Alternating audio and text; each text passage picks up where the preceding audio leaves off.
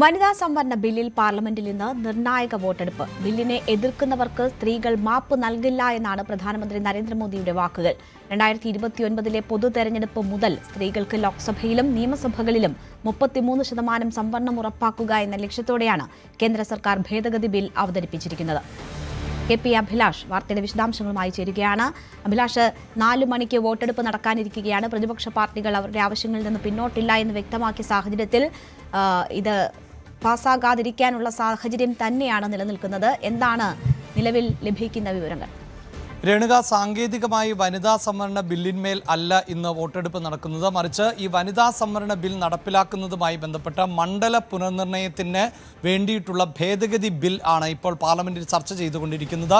ഈ ഭേദഗതിയിന്മേൽ ആണ് വൈകിട്ട് 4 മണിക്ക് വോട്ടെടുപ്പ് നടക്കാൻ പോകുന്നത്. നിലവിലെ സാഹചര്യത്തിൽ വോട്ടെടുപ്പിൽ സർക്കാരിന് തിരിച്ചടി ഉണ്ടാകുമെന്നും ബില്ലുകൾ പരാജയപ്പെടും എന്നുമാണ് മനസ്സിലാക്കുന്നത്. 3 ഭേദഗതികൾ ആണ് മുന്നോട്ട് വെച്ചിട്ടുള്ളത്. അതായത് രാജ്യത്തെ ലോക്സഭാ സീറ്റുകളുടെ എണ്ണം 850 എന്ന നിലയിലേക്ക് ഉയർത്തുക, ഓരോ സംസ്ഥാനത്തെയും ലോക്സഭാ സീറ്റുകളുടെ എണ്ണം 50% വർദ്ധിപ്പിക്കുക എന്നതാണ് ഇപ്പോൾ സർക്കാർ മുന്നോട്ട് വെച്ചിട്ടുള്ള നിർദ്ദേശങ്ങൾ. എന്നാൽ ഈ നിർദ്ദേശത്തെ അതിശക്തമായി തന്നെയാണ് പ്രതിപക്ഷം എതിർത്തുകൊണ്ടിരിക്കുന്നത്.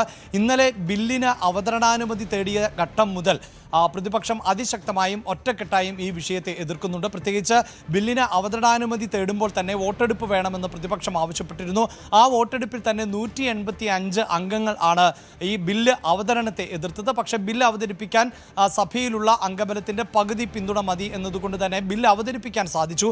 ബില്ല് അവതരിപ്പിച്ചതിന് ശേഷം നടക്കുന്ന ചർച്ചകളിൽ ഉടനീളം പ്രതിപക്ഷം അതിരൂക്ഷമായ വിമർശനം ഉന്നയിക്കുകയാണ്. അല്പസമയം മുമ്പ് DMKയുടെ MP ആയിട്ടുള്ള കനിമൊഴിയാണ് ഈ ബില്ലുമായി ബന്ധപ്പെട്ട പ്രധാനപ്പെട്ട ആരോപണങ്ങൾ ഉന്നയിച്ചത്. DMK അംഗങ്ങൾ എല്ലാവരും തന്നെ കറുത്ത വസ്ത്രം ധരിച്ചാണ് ഇന്നും പാർലമെന്റിലേക്ക് എത്തിയിട്ടുള്ളത്.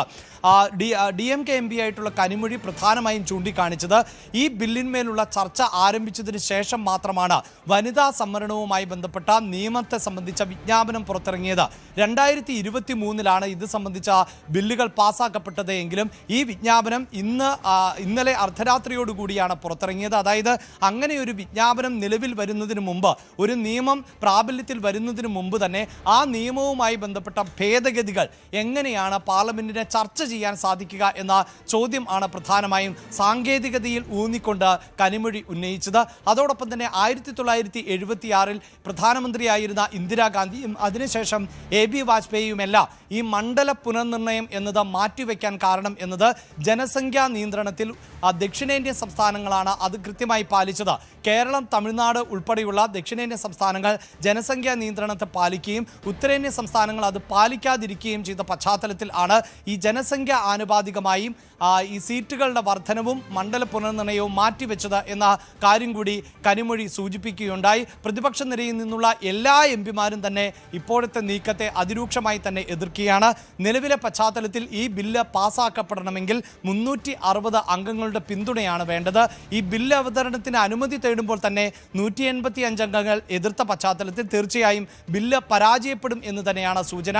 ഇപ്പോൾ പ്രതിപക്ഷ അംഗങ്ങൾ പറയുന്നത് മണ്ഡല പുനർനിർണയത്തോട് എതിർപ്പുകൾ ഇല്ല. മണ്ഡലം, അതായത് നിലവിലുള്ള 543 സീറ്റുകൾ, അതിൽ 540 സീറ്റുകളുടെയും മണ്ഡലങ്ങൾ പുനർനിർണയിക്കുന്നതിന് എതിർപ്പില്ല.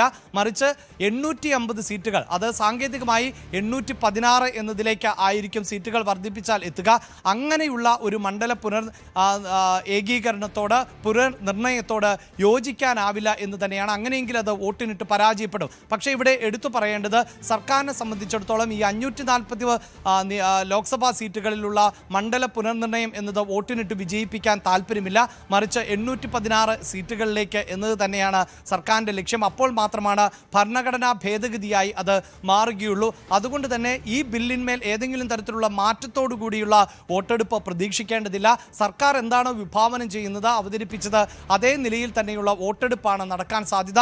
4 മണിയോടുകൂടിയാണ് ഈ ചർച്ചകൾ പരിസമാപ്തിയിലേക്ക് എത്തുക. അതിന് മറുപടി കൂടി ഉണ്ടാകും ചർച്ചയ്ക്ക് ഒടുവിൽ. അതിനുശേഷം ആയിരിക്കും വോട്ടെടുപ്പ് നടപടികളിലേക്ക് കടക്കുക. അങ്ങനെയുള്ള വോട്ടെടുപ്പിൽ തീർച്ചയായും ബിൽ പരാജയപ്പെടുക തന്നെ ചെയ്യും എന്നതാണ് പ്രതിപക്ഷത്തിന്റെ വിശ്വാസം.